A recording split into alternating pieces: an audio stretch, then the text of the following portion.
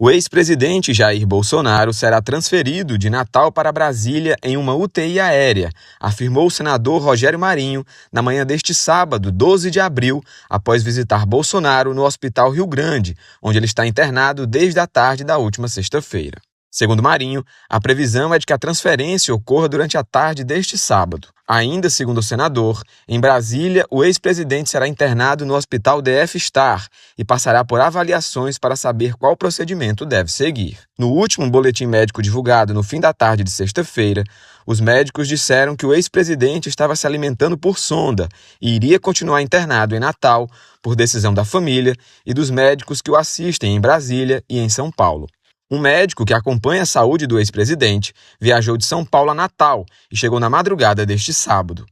Bolsonaro foi internado após passar mal na última sexta-feira durante um evento do Partido Liberal no Rio Grande do Norte.